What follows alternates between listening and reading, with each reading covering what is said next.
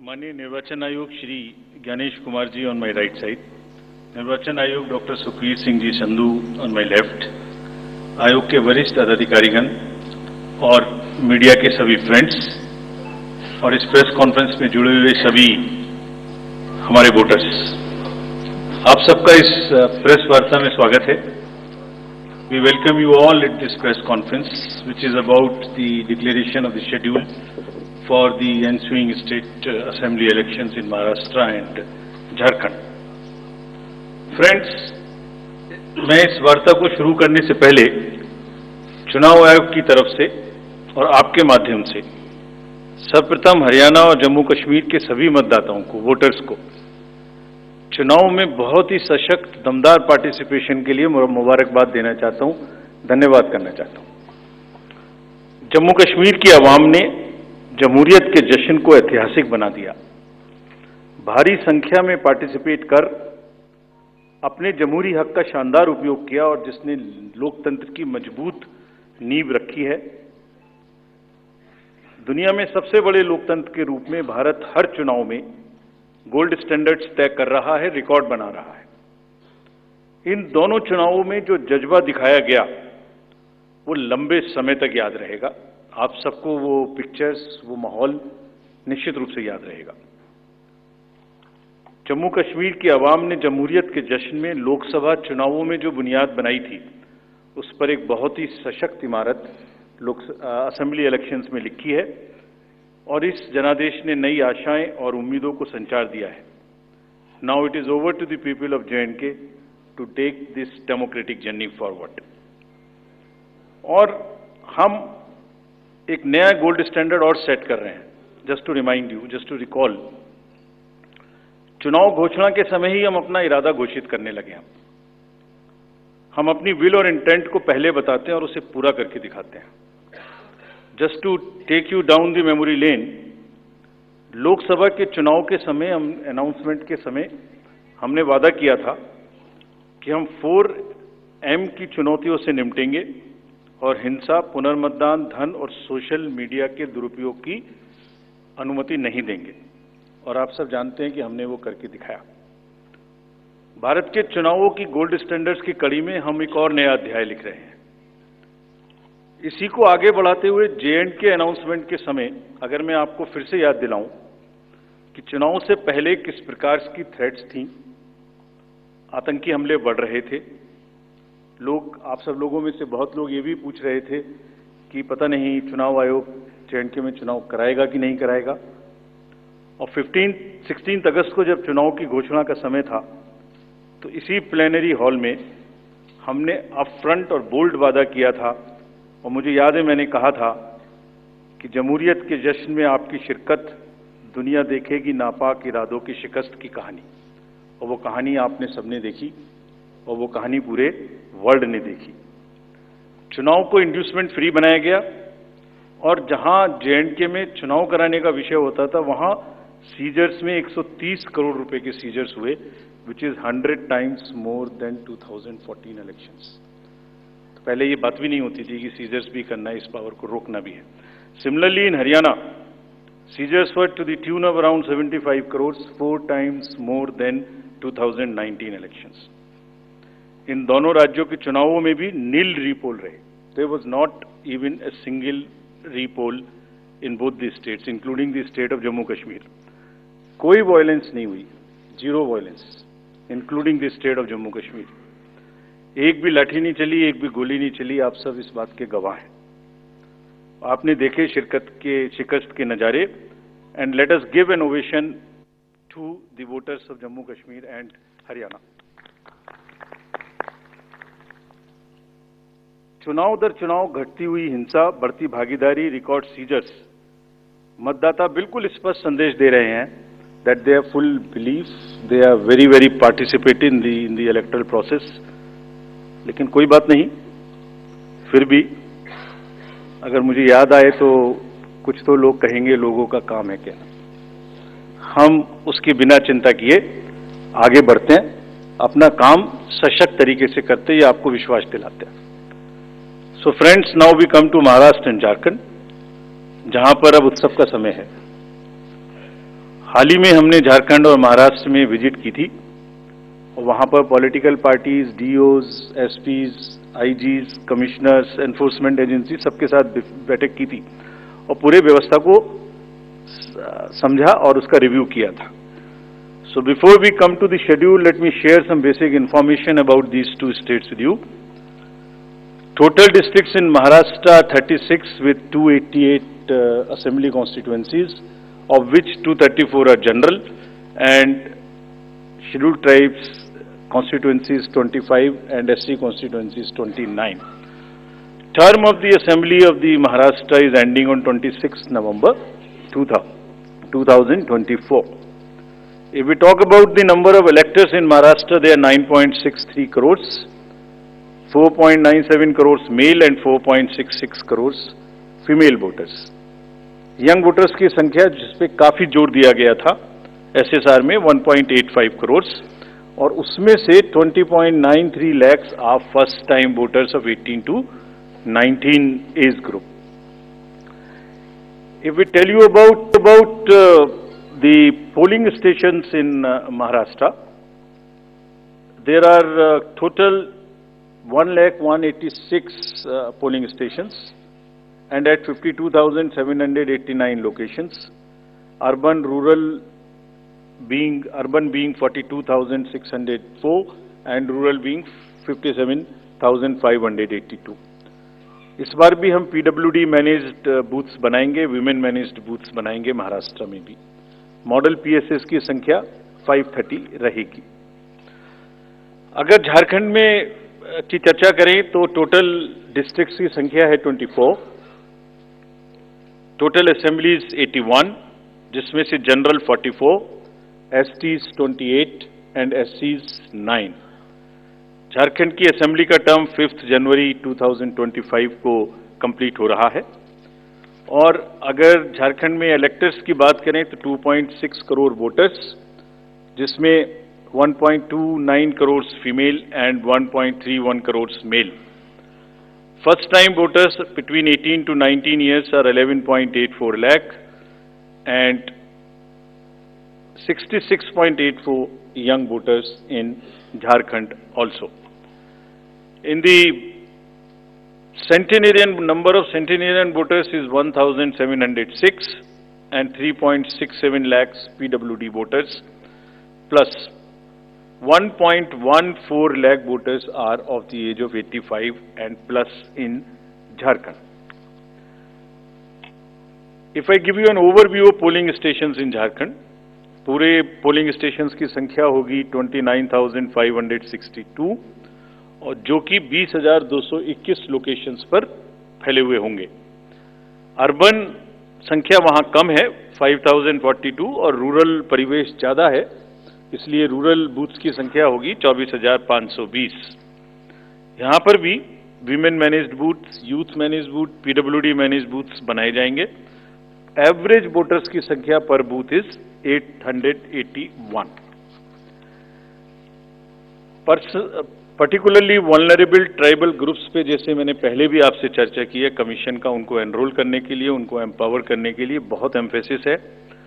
महाराष्ट्र में 3 PVTGs हैं, Katkari, kolam and मारियागौंड, और झारखंड में 8 पर्टिकुलरली वल्नरेबल ट्राइबल ग्रुप्स हैं जिनकी आबादी 1.78 लाख है.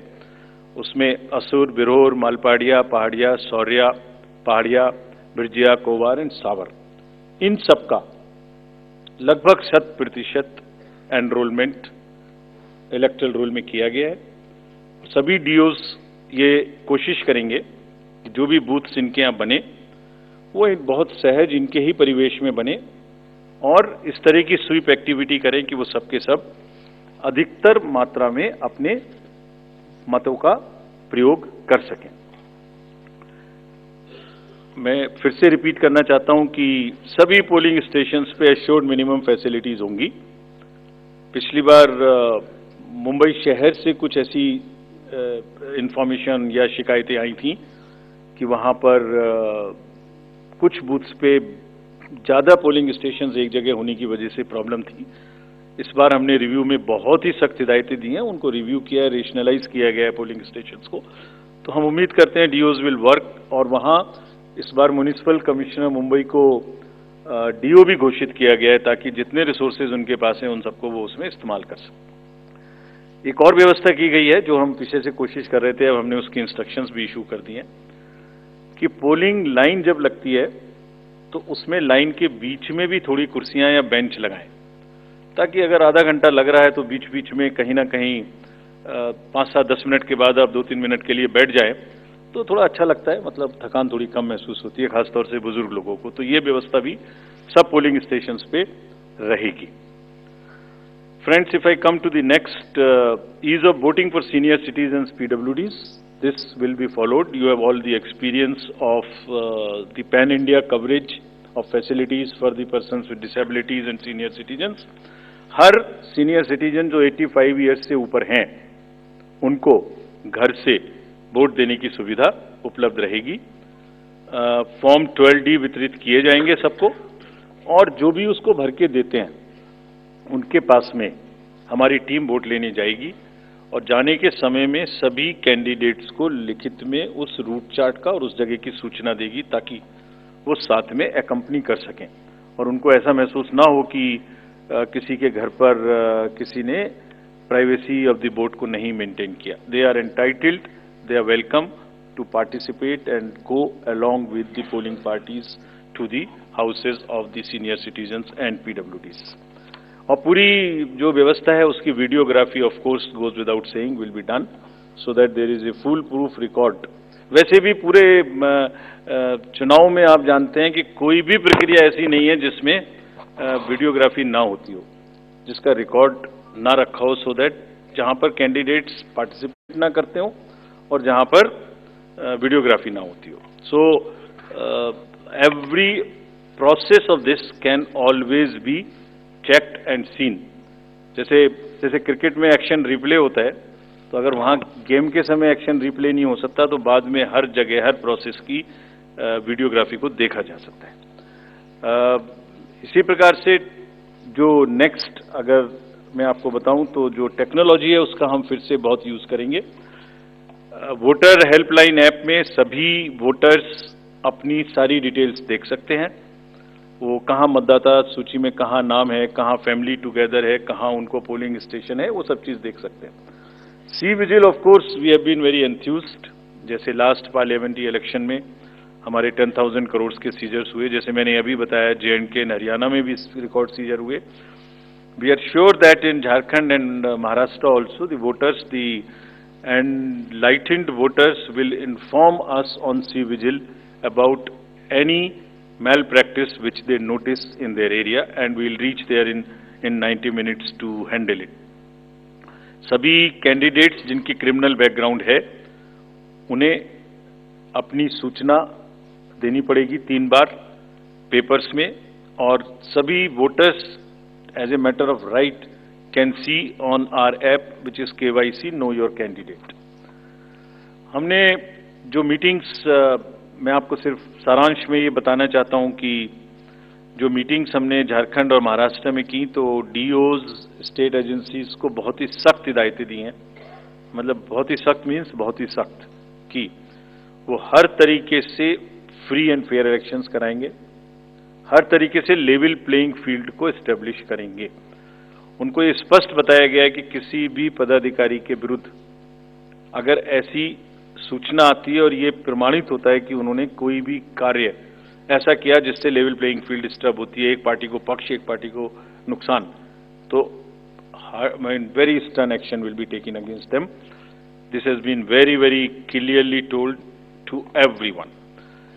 किसी भी तरीके का प्रलोभन, वही 4 M's जो पहले हमने बात की थी, मनी का डिस्ट्रीब्यूशन, फ्रीबीज का डिस्ट्रीब्यूशन, शराब का डिस्ट्रीब्यूशन, ड्रग्स का distribution will all be under strict watch. All airports, all landings of the aircrafts in the field will all be checked. There would be extensive polling the check post on the borders of the interstate for checking interstate movement, और कहीं से भी multi disciplinary teams वहां बनाने के लिए कहा गया है, यानी जिसमें एक्साइज भी होगा, पुलिस भी होगी, जीएसटी भी होगी, ट्रांसपोर्ट के भी लोग होंगे, ताकि वो 24/7 उनकी चेकिंग कर सकें। और साथ में ये भी हिदायत दी गई है कि चेकिंग का मतलब ये नहीं है कि कॉमन सिटीजन को कोई भी हैरेसमेंट होना चाहिए। That precaution must very very carefully be taken about all of them. सभी पोलिंग स्टेशंस 2 किलोमीटर के अंदर हों। किसी भी कंट्रोल रूम्स की स्थापना होगी हर डिस्ट्रिक्ट में, so that they can handle the social media narratives if there is anything which is wrongly being conveyed। ये सब का सब वहां पर निश्चित रूप से व्यवस्था होगी। सारांश में, if I summarize everything before coming to schedule, I would like to say that चुनाव लोकतंत्र का ऐसा त्योहार है और ऐसा उत्सव और पर्व है जिसमें सभी वोटर्स की भागीदारी बिल्कुल आवश्यक है, वांछनीय है, आवश्यक है, रिक्वेस्टेड है। We appeal to everyone to come and vote in large numbers in these elections also.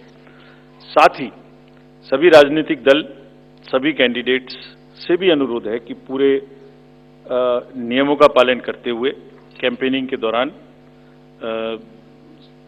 निर्भय होकर कैंपेनिंग करें। लेवल प्लेइंग फील्ड एस्टेब्लिश करना हमारा काम है, लेकिन उसको वायलेट ना हो, उसमें कोई एक्सेसेस ना हो, ये उनका भी काम है। Now I come to the schedule for Maharashtra. This will be in single phase.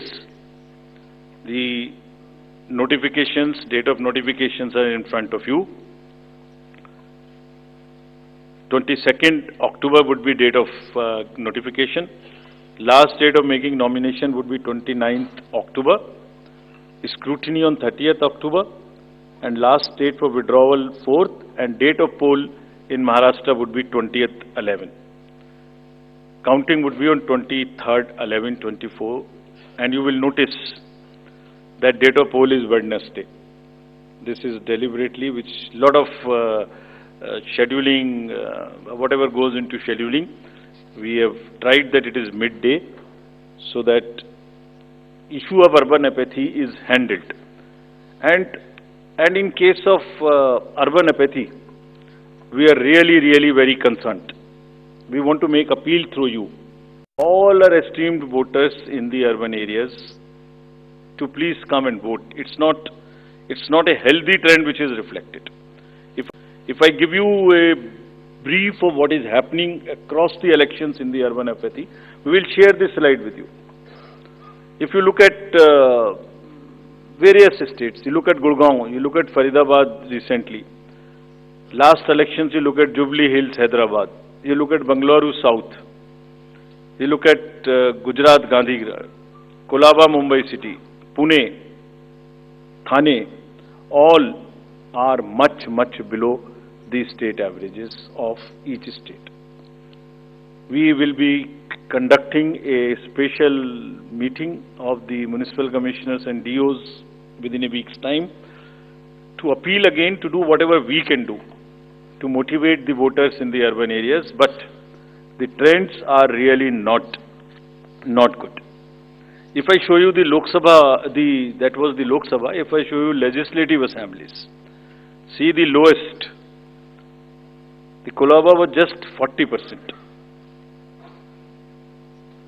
62 of 64 urban ACs in Maharashtra were less than the state average in 2019. So was the case in the parliamentary elections 2024 also. And just to give you a contrast, if you compare, so what was the situation in Lok Sabha in Kalyan was 50%, Mumbai South 50%, Mumbai North, Thane, Pune, Mumbai South, everything 53%. And these were the lowest 6 parliamentary constituencies out of the lowest 10. So that's the state of the urban apathy. We would be doing everything to counter it. Last time in 24 elections, we had all celebrities, all corporates, Amul, everyone involved. We'll do it again. And we'll also, at this point, emphasize that this contrasts with a very positive trend in the constituencies like Doda, 72%, Riyasi, 74%, Punch, 74%, Rajouri, 71%. If they can go 70 plus, Kulaba can also go 40 plus. In 24 Lok Sabha elections, Bastar was 68%, 69%. Gadchiroli, Manipur, states after state, tough areas. So we'll be requesting through you, we'll have a special drive this time for the slum areas in urban areas and also the colonies, all alike, to have a real urban push.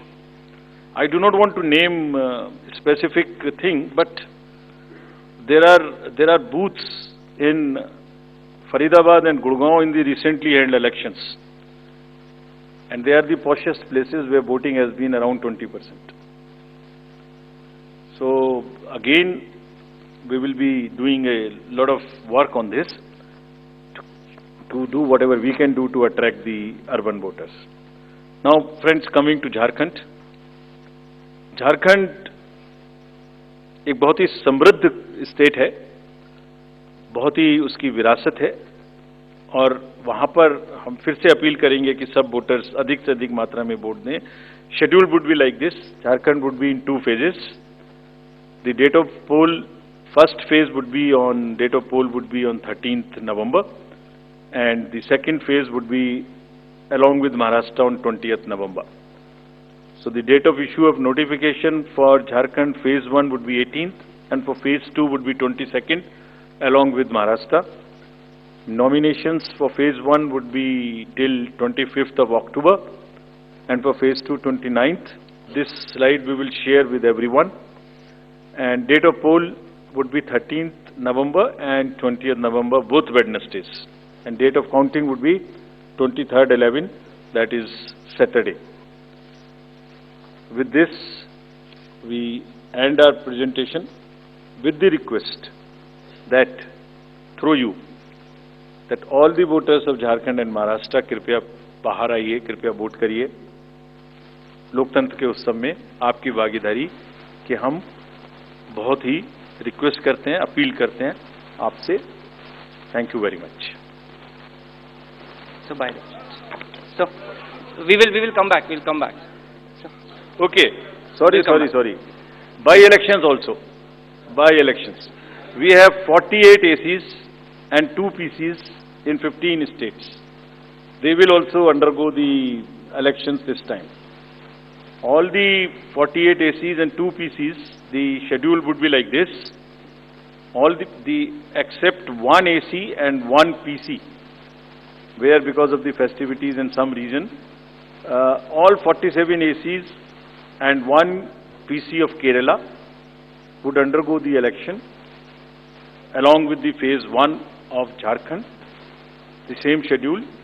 13th November would be date of poll, and only for 2 ACs, one for assembly and one for parliament.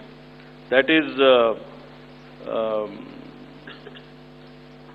Kedarnath in Uttarakhand, because on 12th there is gazetted holiday and dispersal of the parties takes place on that day. Therefore, it is on 20th.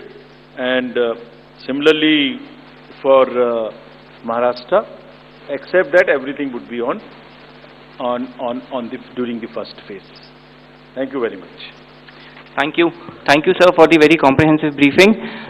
Now we will take questions from the media. Please, the gentleman in the blue shirt, please. Thank you. Sir, मेरा नाम प्रशांत लीला रामदास है. मैं news 18 लोकमत से हूँ, और मेरा एक सवाल इस तरह का है कि कांग्रेस ने डिमांड की थी जो वहाँ के पुलिस महासंचालक है रश्मि शुक्ला, इनको हटाने को लेकर, इसको लेकर आयोग क्या सोच रहा है और उस पर क्या निर्णय होगा? Question from that side also, from the pink shirt, second row, Mr. Shailesh Yadav. This was about DG.